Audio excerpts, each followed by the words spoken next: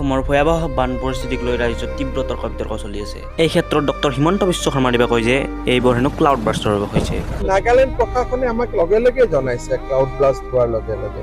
কিন্তু অখিল গগৈ ডাঙৰীয়াৰ মতে হেনো অসম চৰকাৰৰ দ্বাৰা কৰা নাগালেণ্ড পাহাৰৰ কয়লা খনন কাৰ্যৰ বাবে হৈছে। আমাৰ ইয়াৰ এমএলএ বিধায়কবিলাকে 2 নম্বৰী কৰি গোটেই নাগালেণ্ডৰ পাহাৰবিলাকৰ কয়লাবিলাক খালি পাহাৰৰ ভিতৰবিলাক গোটেই খুৰুং কৰি পেলালে। কিন্তু সময়তে কাৰণ বিচৰা নহয়, সময় হৈছে সেইখিনি মানুহ সাহস আৰু সহায় কৰাৰ যিখিনি মানুহ আক্ৰান্ত হৈ আছে।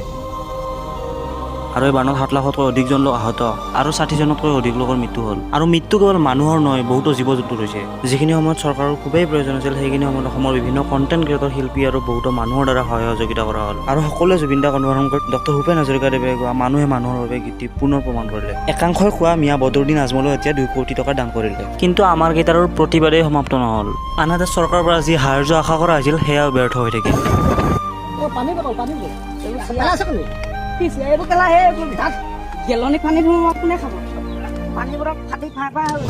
নিৰ্বাচনৰ প্ৰচাৰ চলাবলৈ অসমলৈ বাৰম্বাৰ অহা প্ৰধানমন্ত্ৰী অসমৰ বানাক্ৰান্ত মানুহৰ খবৰ ল'বলৈ অহা নাই। আৰু 5 বছৰত অসমৰ বান ইতিহাস হ'ব বুলি আশাতে নেতাগৰাকীৰো দেখা দেখি নাই। কিন্তু সময়তে সমালোচনা কৰাৰ নহয়, চৰকাৰখনে বহুত কাম কৰিলে। গতিকে আৰু এটা অনুৰোধ, সাহস আৰু বিৰোধী দুয়োটা দলে সুপৰিকল্পিতভাৱে সহায়ৰ হাত আগবঢ়াই যায়।